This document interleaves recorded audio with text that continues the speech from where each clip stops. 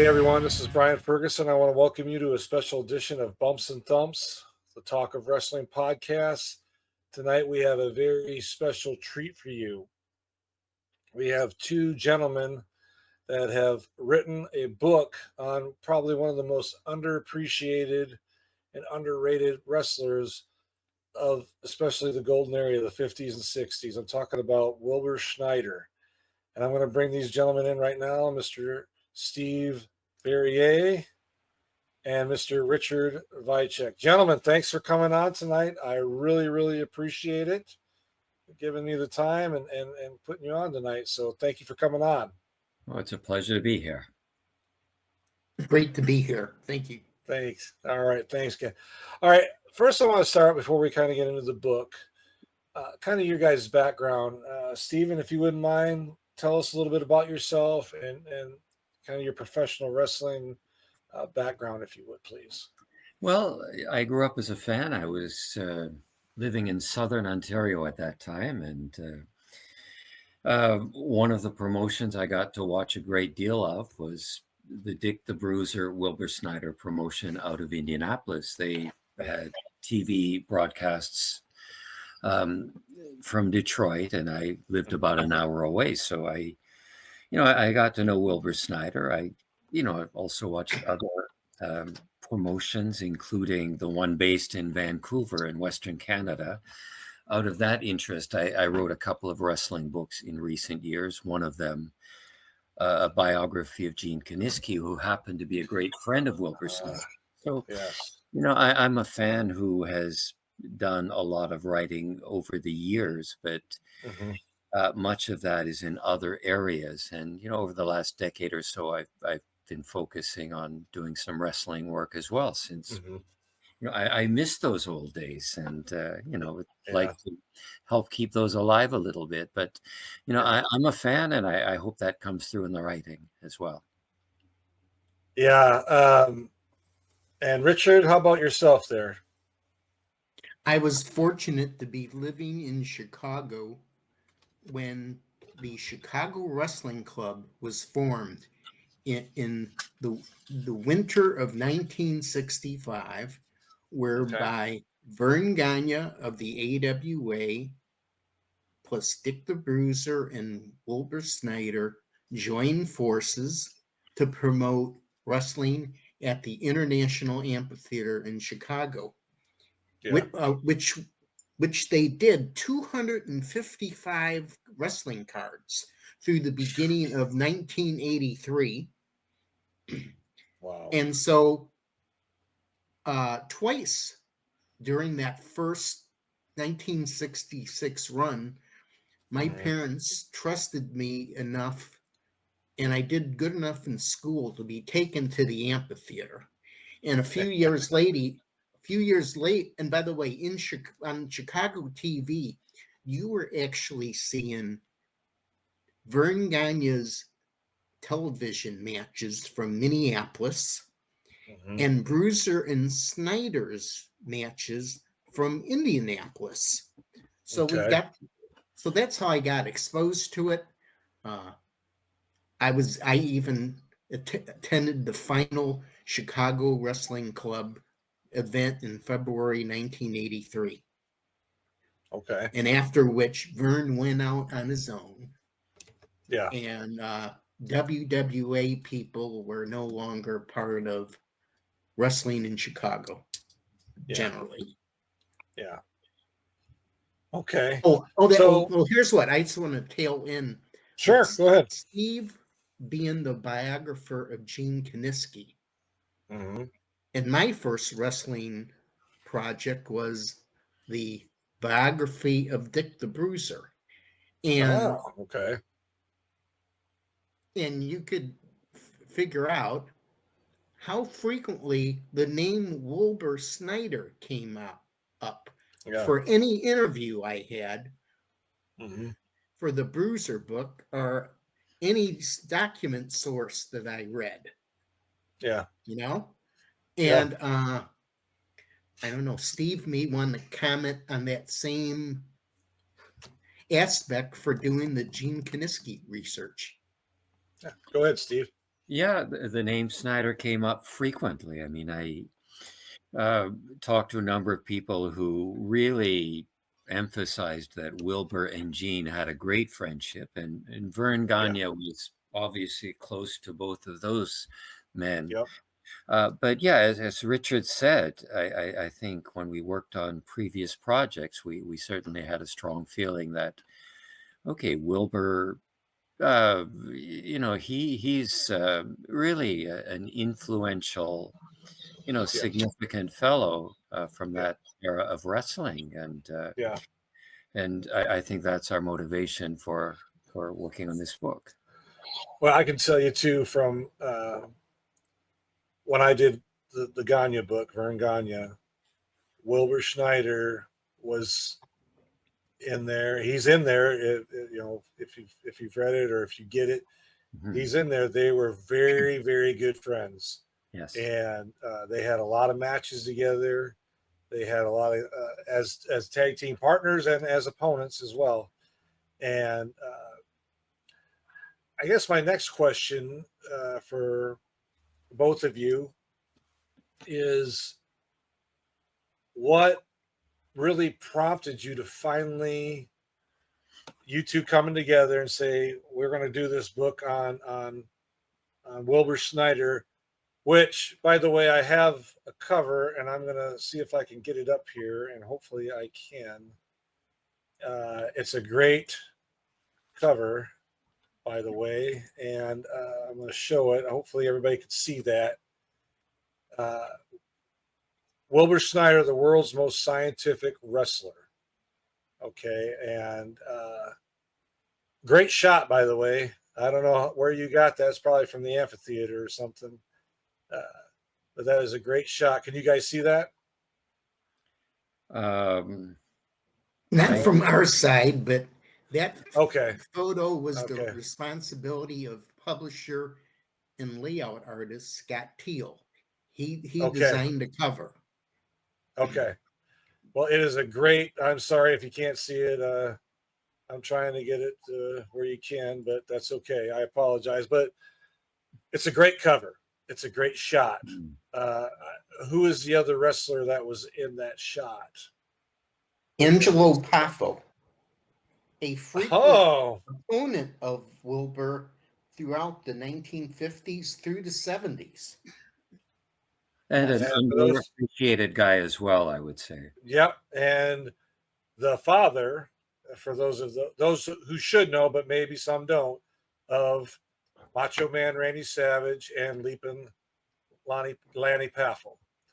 That's their dad, and he is another one that has been, you're right, underappreciated throughout all. So getting together, what was that like? I mean, because two people have different ideas on how to put this together. So I guess I'll start with you, Richard. How did you guys collectively get together and say, hey, let's do this book? And I'm sure there were some times where you're like, I don't like that, but one of you said, yeah, I do like that. So kind of walk us through that. I can say that Steve had me look over some of the Kaniski book, Mm-hmm. and then through our exchanging of emails, it occurred to me, there's never been a book about Wilbur, and maybe Steve and I can put our heads together, our collective research and writing skills, to do Yeah. something on Wilbur. We set a dividing line in the timeline of Wilbur Snyder's life at around January 1964. Okay. Before that, Steve, it's like Steve's baby. Yeah. After 1964, it was my baby. But Okay. we exchanged notes. Our if he found a research thing, he'd send it to me. We would Mm-hmm. do our own interviews, uh, contact our photo sources, Mm-hmm. each person drafted their half of the book. And by the way, Yep. most of it was Steve. And then we'd have meetings on the phone every 3 weeks around 9 p.m. Central Time. We'd say, okay, what's come up lately, or who are you going to interview? And I'd say, hey, I got some nice pictures from Wilbur Snyder's niece who lives in Grand Rapids, Michigan. Or he'd say, oh, I talked to Dr. Mike Lano. Anyway, if that gives you a little idea. Yeah.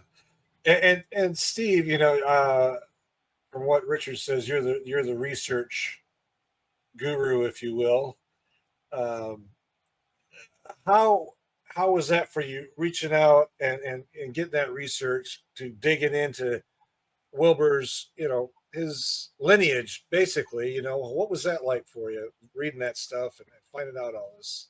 Yeah, first, we both researched extensively. I mean, Richard more with regard to Wilbur's years in promotion and afterward, and I mainly focused on the earlier part of Wilbur's life. But Richard and I, we didn't know each other until, I ordered the Bruiser book. I don't know how many years ago it was. I enjoyed it very much. And as I was getting toward the end of the Kaniski book, I figured, I'm going to have this guy take a look at what I've done, since he's done a very good biography of a wrestler who was, close to the guy that I was writing about. Right. So, he provided some helpful information at that point. And later on, when he brought up this notion of possibly working on a SNYDER book together, I was all for it. I've got to say, as far as researching is concerned, Tim Tassler was a great help in finding articles for us. Of course, Scott Teal has provided a lot of photos and a lot of direction as well. So, nowadays you can go online and find a lot more than you would have found in a major library many years ago. So, it's not that onerous a task. I mean, it takes time, and sometimes sources contradict other sources.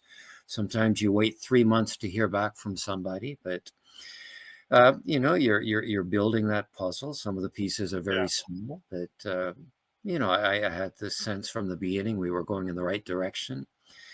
And it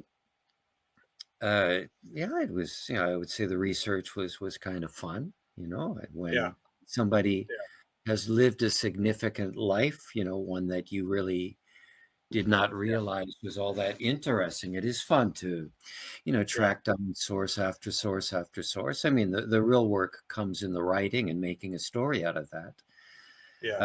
But it was great, and I enjoyed working on it with Richard. Yes. Yeah. I could tell you, I was the same way when I researching. I found out some stuff. I was just in awe of how he was raised and things. I mean, I've talked to his family and stuff, but like you guys, I had more of the sources was his family, like the son Greg and 2 of the 3 daughters. It sounds like you guys had some multiple sources, which is great. I didn't have that. I had to rely a lot on newspaper or researching online at University of Minnesota, and things like that, or newspaper articles from that era. So you guys are pretty fortunate to have multiple sources, people that would talk to you guys about Wilbur. Who would you say was your most frequent person or persons, I guess, that really gave to the book and gave you some really good details and information about Wilbur? Do you want to speak to that? Sure. You want me to? Yeah, Do you well, agree, Steve, it was Mike? yeah, I would agree. Wilbur's son, Mike Snyder, was Okay. a great help. I mean, I think we did not try to overburden Mike, but he was helpful with photographs, stories, all kinds of things. And sadly, just a few weeks ago, Richard and I learned that Mike passed away Oh, I'm earlier. sorry to hear that. So, we Yes, wish. I got a call from Dakota Snyder, one of Mike's sons. Okay. All the Snyders were very helpful. There was another son named Dustin. They all live in Northern California. Okay. I received help from a lady in Florida named Jenna Regal. That is the door that she is now. Let's see, I want to get her exact relationship. She's Wilbur Snyder's granddaughter. Her Okay. mother is Cindy Regal, who was Wilbur's daughter. Cindy was still married to wrestler Steve Mr. Electricity Regal Okay. of AWA tag team history Yeah, fame. I remember him. Yeah. And another very valuable person was a lady from near Grand Rapids, Michigan, named Vicki Snyder. She was Wilbur Snyder's niece, Okay. and she provided a slew of childhood pictures of Wilbur Yeah. because Wilbur's younger brother, Frank Snyder, that's Vicky's father. Okay. So the whole Snyder clan in their own ways contributed their memories and memorabilia.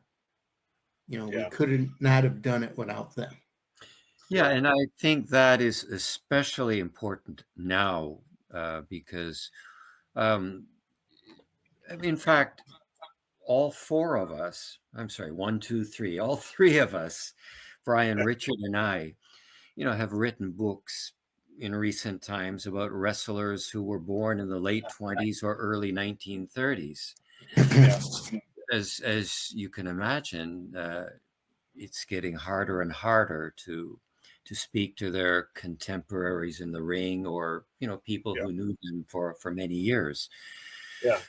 So those family memories and keepsakes are particularly important for projects like this. So we're just grateful that the Snyders were so so sharing with us. Yeah. Yeah. I No, just want to throw in a statistic. please. Out of the 250 people that I interviewed for the Bruiser book, 110 are no longer with us. Oh, wow. That's You're like a Grim half. Reaper there. Yes. Yeah. Although I started in 2008, but yeah. Well, if Wilbur Snyder and Dick the Bruiser were both born in 1929, they would have been in their mid-90s right now. Yeah. Instead Yeah. they passed. Both of them passed away at age 62. Very young. Yeah, and I want to get into that a little bit, but I want to circle a little bit earlier in their lives. So, can you guys talk about Wilbur's childhood a little bit, if you will? It was growing up. I mean, was he a sportsman as far as what was a sport that he favored or was really excelled in more than another? Or talk to us a little bit just about his background, his childhood, if you will, please. Yeah, there's not much that is remembered or known about his very early years in athletics, but by the time he got to high school, He developed into one of the best football players, one of the best high school football players in the greater Los Angeles area. I mean, he got a lot of coverage in the press just for being a high school athlete at the very top. There are a lot of searchable articles about how his teams did, back in the 1940s. So he was a great football player, but he did participate in other sports as well. He played basketball. He was a gymnast as a very young man. Okay. And he did go on to play college football at the University of Utah as well. So a lot of his mystique locally, even through his college years and beyond, was really centered on his success as a high school football player. When he was at Utah, sometimes the Santa Monica or Los Angeles area newspapers would sort of keep tabs on how he was doing. So he was recognized locally as really a very top amateur athlete and somebody who you would expect would end up as a professional football player or some kind of a sports player. He had an impressive history. He didn't get into amateur wrestling, though, until he was at the University of Utah. Okay. There was an intercollegiate wrestling team, but it was not a big-time sport at Utah at that time. Wilbur did well, but he was really learning to wrestle at that time. He was probably, he was one of the top heavyweights in his state for sure, but was not a national level amateur wrestler. But again, he learned quickly, and he certainly had a legitimate sports background, not up to the level of Verne Gagne's, but still very good. Yeah. Well, that's interesting that he didn't learn about wrestling until he was in college, and to be such a impact, if you will, in the professional wrestling. So I guess my next question is, how did he get into professional wrestling? Well, shall I get that since Yes. that's my era? Okay. Yeah, well, Wilbur left university after a couple of years. He definitely was a prospect for professional football, but at that time, you couldn't sign a contract until your class graduated from university. So he went to work driving a truck. But, once football did become a possibility in terms of that timeline, he was given a tryout with the Los Angeles Rams. He came very, very, very close to making the team in 1952. I mean, he was the last player cut, but he was a professional level football player. And he ended up going to Canada to play football. He still wasn't into professional wrestling yet, but again, he was on the map in Southern California, largely as a result of his great standing as a high school athlete, his success in college. I mean, people would wonder what's up with him. And so, even when he was away playing football in Canada, I think many people in Southern California were aware, and Wilbur had been in contact with some people in the wrestling business. He did do some training prior to going to Canada to play football. He trained some with Warren Bockwinkel, Nick's father. And Sandor Szabo and others. And it was after his first football season that he debuted as a professional wrestler back in Southern California. And within very few months, there he was challenging Lou Thez for the world title, getting some exposure on national TV. He went back to Canada for one more season of football, but decided that no, wrestling is what's going to pay the bills. So anyway, that's how he transitioned into wrestling. He was on the radar. Some wrestlers saw something in him, not just athletically, but he was a very engaging young fella. They trained him, and he got his big break after his football season in Edmonton, and he was on the map and had a great part of a rookie year before going back to Canada. But, he was a main eventer in very short order. Yes, definitely. He was, when I was doing my research on Verne, and Wilbur is a few years younger than Verne. He's about 3 years younger than Verne. And he was already having matches with him in the early 50s, in 50, I think 2 or 3, I believe it was. And it was just, I didn't realize he never got into it until he was in college. So that's pretty amazing. My next question is his family life, his personal life, his wife and children. How was that with him being on the road, doing all these events? Some families can get through it, and back then, people stuck together more. But I mean, you were talking about his son that helped you quite a bit. Did his dad? Was his dad a dad, and did he live up to expectations, or kind of give us some input on that, if you would, please? Whoever that would be, either Richard or Steve. Yeah. One. I could just chime in real briefly here.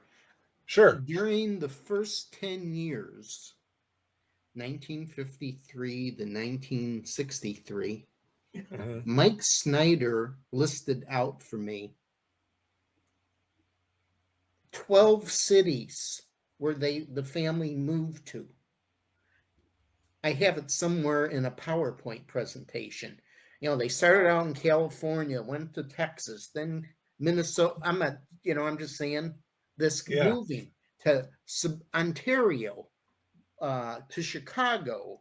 I mean, the moving that they did. And Wilbur's wife was Shirley.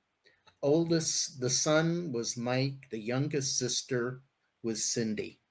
They moved with him and stuck with him up until 1963, which was the end of his crisscrossing United States and Canada.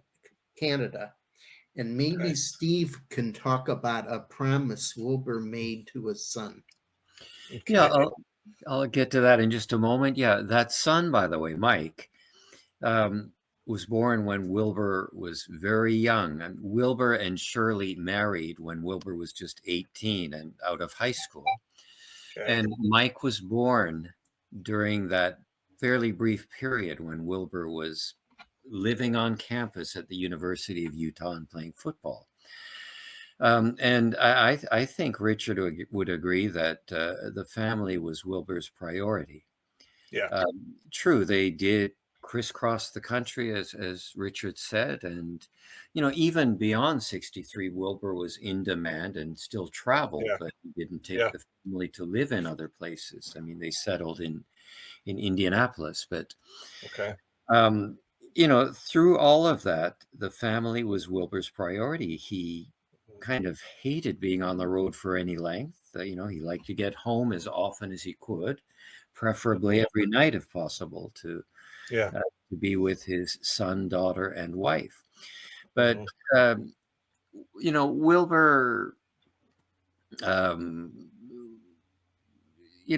in mind that by about 10 years into his career, he wanted to settle down with his family, and he did make a promise to Mike when Mike was probably maybe 12 years old, 11 years old, that by the time Mike was ready to enter high school, the family would be in one place. They would stop all this moving. I mean, Mike was an athlete, much like his dad. And Wilbur wanted to give him a chance to, settle down, to develop his skills, to stay in one place through his high school years. And that certainly factored into Wilbur's decision to go into business with Dick the Bruiser in Indianapolis. But that promise said a lot. A lot of wrestlers, I'm sure, have made promises like that, but haven't been so good Yeah. at keeping them. I mean, Wilbur, by every account, was a faithful husband who loved his wife dearly and would have done anything for his children. And I think in the book, I think Richard made the statement that his family centeredness and the fact that his children seemed to turn out very well was maybe Wilbur's greatest legacy, even more than anything he accomplished in the wrestling business. So Yeah. again, that's really one of the things I think that makes his life significant and telling. Yeah. Yeah, I will say it was a tough time for sure. A lot of those guys that were married traveled a lot, and they tried to get home, and it was tough. So I understand that part. What I wanted to ask next, Wilbur and Dick the Bruiser, the WWA Indianapolis territory. How did those two kind of? I knew they were good friends and stuff, but how did they come up with? Okay, we're going to be partners and we're going to do this. Break away from the NWA. Well, sort of break away from the NWA, start our own business, and go up from there. Is that a Richard question? Yes. Okay. Bruiser and Snyder, leading up to 1964, were frequent wrestlers in Indianapolis, Cincinnati, places like that. Working for promoters Jim Barnett, the same Jim Barnett from Georgia Championship Wrestling fame, and the matchmaker Buck Estes. Somehow Bruiser and Snyder got the idea that we could build a better mousetrap. We could put on wrestling exhibitions. By the way, I'm sorry I said that. They would never call it an exhibition. Yeah. Okay, but they could be the stars of their own show. The executive producers of their own wrestling company, and they selected as a company was formed, Championship Wrestling of Indiana. The president was Louise Afflis, Bruiser's wife. Vice President Shirley Snyder, Wilbur's wife. Right. Secretary Treasurer Margaret Afflis Johnston, Bruiser's mother, and that was those three were the board of directors of the company. Well, we all now know who called the shots and made the decisions.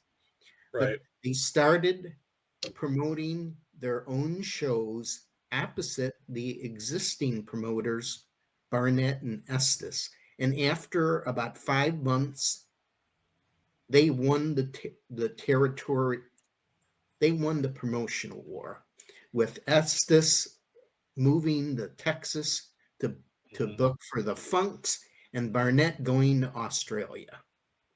And coincidentally, in 1964, the legendary Chicago wrestling promoter Fred Kohler asked Snyder and Bruiser to become the Kohler's minority shareholders in Kohler's Chicago Wrestling Organization. And starting in May 1964, Bruiser and Snyder started appearing on Kohler's cards after a 4-year absence. So now they have ownership stakes in Chicago and Indianapolis. And then the next development in late 1965 was Kohler's decision to retire, and then Verne Gagne was brought in as the primary promotional figure in Chicago with partners Bruiser and Snyder, the Chicago Wrestling Club was formed. And the first part was January 8th, 1966. Oh, okay. So that starts, in those early years, that started the phase of Snyder's career when he was also a co-owner of a promotion, besides still wrestling from time to time in Minneapolis, St. Louis, various other cities, where it could fit into his schedule, where he's supervising cards in Chicago, in Indianapolis. So that started out in 1964, and that really started a new chapter for Wilbur. He still wrestled, but now he busted his tail for 10 years. Now you can be the executive producer, book yourself into the main events. You could decide who your opponents are. Yeah. Who are you going to hire? As where are you going to stage your matches? Maybe in the summer we'll do a card at a ballpark. And of course, now with the Chicago Wrestling Club, they did 255 cards up until February 1983. So that was definitely a change for Wilbur. He was able to live. I think they only moved once in Indianapolis during all those years. Okay. I think Bruiser lived in the same home from the mid-60s on in Indianapolis. So it was, they still had some Japan trips from time to time, but that was definitely a new way of life for Wilbur Snyder and Dick. Yeah. I always kind of wondered why, Verne and Wilbur were so close. I mean, there's pictures of them together at Verne's house doing barbecues, hanging out. I wondered why Wilbur, I mean, I know he won the Omaha version of the world title twice, but why, I guess, and I could never find it either, why Wilbur was never given a shot at, NWA world title.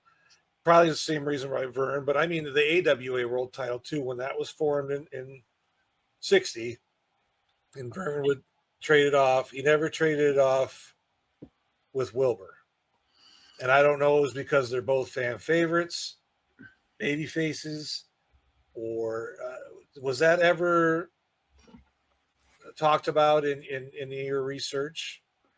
Yeah, I'll talk about the NWA first. Sure. Wilbur definitely was one of those guys under consideration for the title. Okay. There were others, obviously, Fritz von Erich, for example, maybe somebody like Johnny Valentine. So, as you know, when the NWA convention was held and when it was decided maybe it's good to go with somebody else, or as often happened, if the reigning champion said, that's enough, find somebody else. Yeah. Wilbur was one of those people who was discussed for sure. I don't know exactly why he was not chosen. It could be that, he was not the best speaker in terms of a wrestling character. But he was, one of those guys, unfortunately, only one at a time is chosen. And Brian, you probably know better than I, but, a lot of people, some that I've talked with and some whose work I've read, suggest that, Gagne was always protective of his position as the top baby face in the AWA. Yeah. You would think, okay, well, Kiniski had the title briefly. Why not give Snyder a chance? Yeah. I don't know, but possibly Verne. Some people have said the same thing about Billy Robinson. I mean, Verne maybe did not let him shine to the degree he could have. I don't know, but maybe that played into things. You're probably right. Verne was very protective of not just his title and stuff, but of his image, and there's no doubt about that. And I just thought because they were such good friends, okay, you're right. Gene Kaninsky, he had it briefly. I would have thought, okay, give your buddy Wilbur Schneider, him and Kaninsky wrestle. He wins the title for a few months. He loses it to another heel, and then Verne can get it back. Mm-hmm. But maybe he didn't. Wilbur Schneider was a very, he wasn't a great speaker, like you said, per se, but he was very good in the ring and very believable. Because he did it, and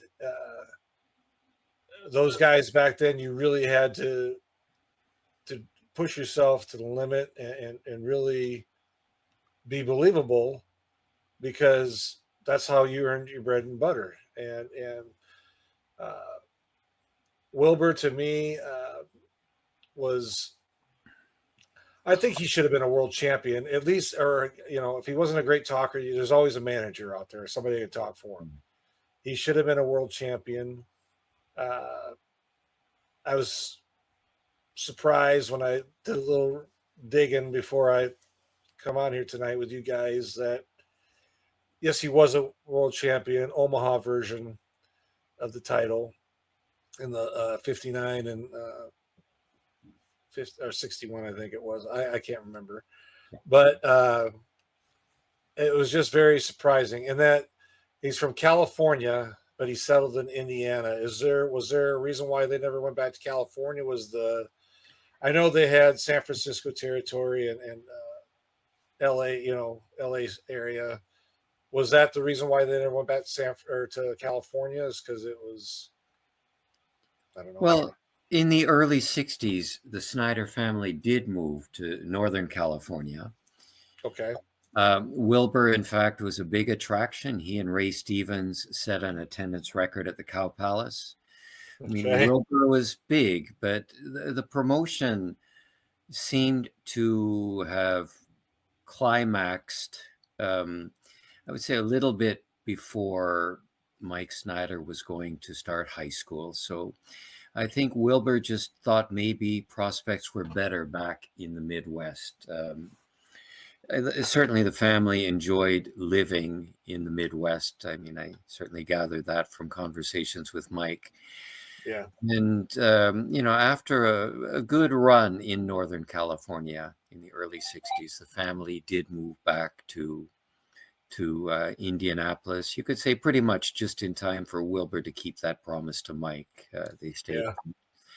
So, I don't know exactly when the possibility of co-owning a promotion was first discussed between Bruiser and Snyder, but certainly I think maybe it was just the familiarity, a sense of being comfortable there. I don't know exactly what, but I think Wilbur thought the Midwest was a better choice for the long term, for that final stop than Northern California or even Southern California. Okay. Yes, Indianapolis was already the home of Dick the Bruiser. I mean, even though in the ring they introduced him from Reno, Nevada, or in his early career, sometimes he was introduced from Green Bay, Wisconsin. Yeah, because I remember that. played Yeah. Packers. But, Yeah. but his home always, he went to high school in Indianapolis, in Lafayette, Indiana. That was always his route. And my two cents, it helped that his mother was a political figure in the Democratic Party in Indianapolis during the 1960s. That may have helped him with the being eventually granted the only license to be a wrestling promoter. Okay. Of course, is with the corporate Championship Wrestling of Indiana. Yeah. But like I said, I think it worked out for SNYDER and Bruiser, and Yeah. having their foot in the door in Chicago, they were able to offer Chicago gigs to most of their workers. Okay, you come here, we have shows every 3 weeks in Indianapolis. We'll do a card every month in Fort Wayne, in Elkhart, in Terre Haute. We'll do spot shows in all these other medium-sized town. And then if, things get rolling, then, maybe we could book you in Chicago at the International Amphitheater. And sometimes we'll have a card at White Sox Ballpark, something like that. So yeah. Well, that's good analogy. I want to ask you a question, and this was during my research. So I need to kind of Dick and WILBUR, was there a territorial feud with them and the Sheik in Detroit? Did you ever come across anything like that? Yeah, I could chime in. Starting, it was first in 1964, excuse me, 1965. Some of Bruiser's people, including Bruiser and SNYDER, and some of Gagne's people, such as Hennig and Race, ran some shows in Detroit opposite the Sheik for about 4 years or so. Around that same year, Jim Barnett, who was the owner of the Detroit territory, along with Johnny Doyle, decided to sell his promotion to Ed Farhat, the Sheik. Now, in a RF video, Bobby Heenan brought up, because of his knowledge working in Indianapolis all these years, that Bruiser was mad because the Sheik did not sell the territory to Bruiser.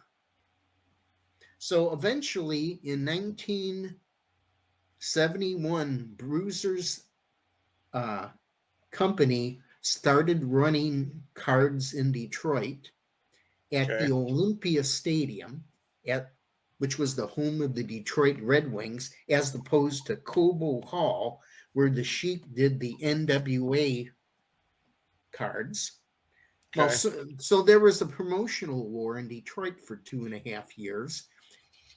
The Sheik would frequently book his show on the same night Bruiser and SNYDER's company was coming to town.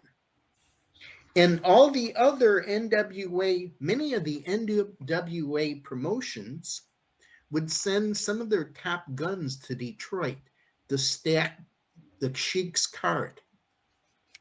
To fend off the competition. And then at the same time, in St. Louis, Sam Muchnick, then president of the NWA, informed Bruiser, Dick, I respect you so much, but as long as you're challenging an NWA town in their home territory, I can no longer hire you, Blackjack Lanza, Bobby Heenan, the Valiant Brothers, Baron von Raschke, any of you. I'm not going to use you guys in St. Louis, which was a nice payday for those guys. So it wasn't until Bruiser and SNYDER closed shop around February 1974 in Detroit. Then Bruiser and them, they could be eligible to be considered for St. Louis jobs. All right, that was my next question. And Sheik and Bruiser then appeared on each other's card the rest of the year in main events. And they kept doing that into 1977. Wow. I was going to ask you. I know the Indianapolis territory. I wouldn't say folded, but it didn't. It was sold out. You said that was in '74. Is that what you said? Is that right? Yes, they withdrew from their Detroit project in 1974, Okay. and they no All longer right. promoted in Detroit. Okay, but they still Yeah. promoted in Indiana and Yes, Fort oh, Wayne, all okay. those, their circuit. Oh, another one included Hammond, Indiana. Okay. Yeah. All right, probably my last, well, second to last question. Wilbur died at a very young age, 62 in 91. I believe Dick the Bruiser died same year, 91. Yes. Was Wilbur's death, was it a heart attack or was it what did he, what was his passing from? It was a heart attack in the hospital while being treated for lymphatic leukemia. Oh my gosh. Yes. Oh. Yeah, and Yeah. he was in the hospital in let's see, the town was Pompano Beach, Florida. That's where his home was, and in the end.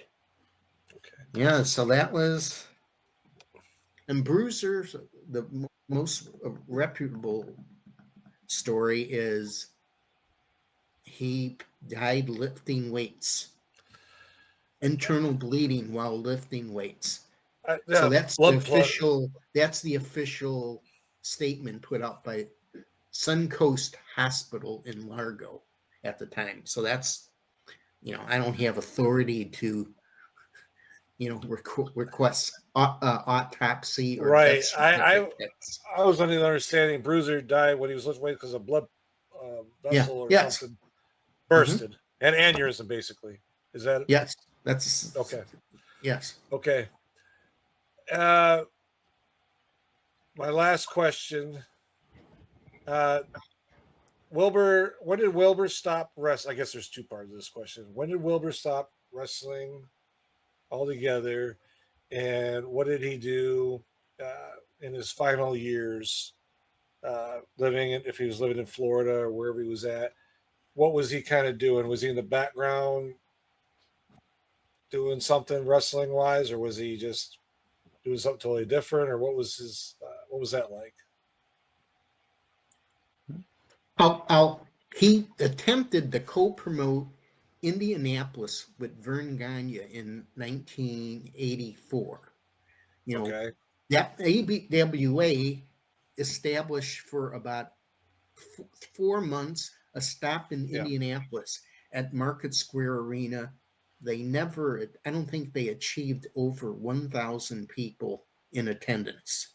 Yeah.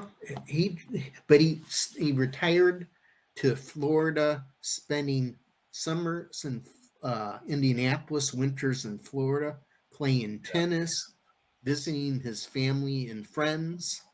Yeah. But they left. Wilbur had quite a legacy at the scientific wrestling in that first 10 years. Mm-hmm. And he was highly ranked in wrestling magazines in those days when every magazine would have a top 10, and eventually they'd have it broken down by AWA, WWF. But in the days when they didn't have that delineation, he was highly ranked for many, many years. Yeah. And of course, as a promoter, mm-hmm. he was, with Bruiser, responsible for hiring Bobby Heenan and David McLean in Indianapolis. And look where those two careers took off to. Yeah. Bruiser and SNYDER are the ones that created the teams of the Blackjacks, Lanza and Mulligan, and the Valiant Brothers. Oh, wow. Okay. And for his achievement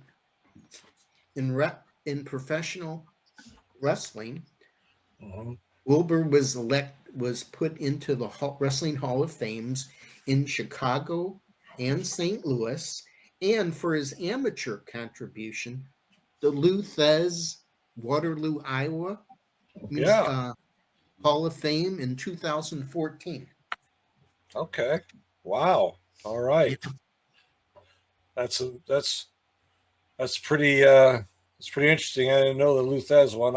I'm going to Waterloo this year, and I was there Mhm. last year, but I'll have to really pay attention now to the And awards. Wilbur's award was accepted by his tag team partner in Japan, Danny Hodge, Danny in Hodge. 2014. Wow. All right, gents, one more question. This is about the product of today.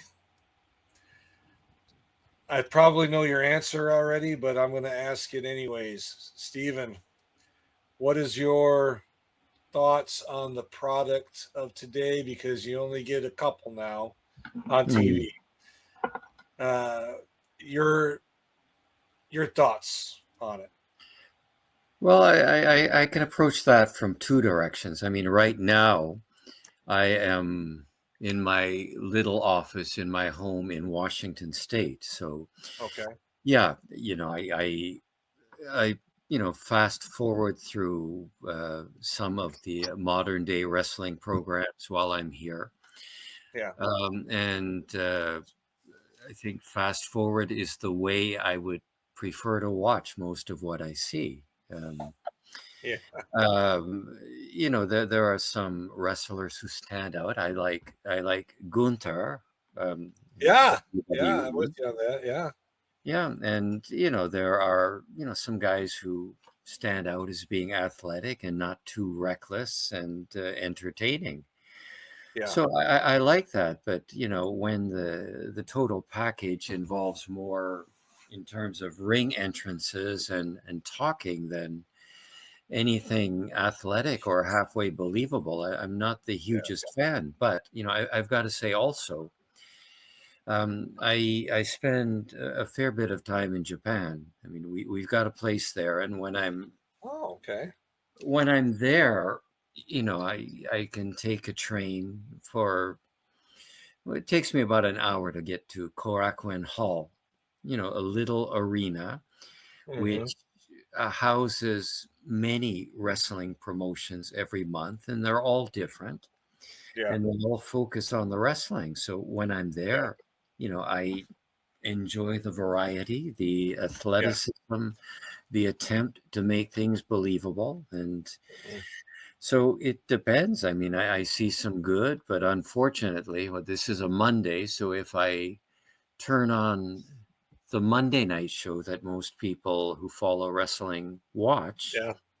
Yeah. again, I'm not going to sit there for 3 hours. I'm going to fast forward through it in 15 or 20 minutes. Yeah. Understand. Do you go to indie shows in your area there, Washington State? Not very often. I mean, there is a company called Defy, which is based in Seattle, and Okay. I've seen a little of their product, and I've enjoyed it, and Okay. I've enjoyed the atmosphere. But Yeah. I don't get out much. There's a little promotion based in a small town called Vaughan, which holds cards monthly. I've only seen one of their shows, but I like it. I mean, for me, it's probably a question of available time more than anything. Yeah. If I know it's going to be good, yeah, I would enjoy getting out once in a while, but I don't do it a great deal these days. Yeah. Richard, how about you, sir? Most of my time is for wrestling is studying podcasts that cover the golden era from the 60s to the 1990s. So, those, Yeah. or, like your thumps, Yeah. bumps and Yeah. thumps, or, Yeah. I reinforce my knowledge. I did Yeah. about once a year. I do go to an independent promotion in Fox Lake, Illinois, Okay. because that's I with my I take my grandson and his dad, who was my dad was a his dad was a wrestling fan Okay. in the 1990s. So we just wanted to get the kid exposed to it, Yeah. to a new entertainment form, tear him away from those video games. But no, I just I'm content with studying the past. Yeah. Well, that's great. I want to thank both of you for coming on here tonight. Thank you for give full disclosure to our audience, our fans, that Stephen and Richard reached out to me, which I thought was very thoughtful. That means a lot to me because it shows that I must be doing something right if they're reaching out to me to come on here. So I appreciate it, gentlemen. And I want to reiterate one more time. The book is Wilbur Schneider, The World's Most Scientific Wrestler, by Richard Vicek and Steven Verrier. Get out there, go to Crowbar Press. Is it crowbarpress.com, I believe it is. Scott Teal runs that website. He runs Crowbar Press. There's other books on there, but this Wilbur Schneider book, I'm gonna get one. I'm gonna get one. I'm gonna read it because the person they're talking about, Wilbur Schneider. If you don't know who he is, then you definitely need to get the book because he's very underrated, underappreciated. One more time, Steven Verrier, Richard Vicek. Thanks for coming on. I really appreciate it. Thank you. Yeah. You bet. All right. And folks, if you're watching, thank you. If you're listening, thank you. And if you haven't subscribed, please do so. And we will talk to you soon.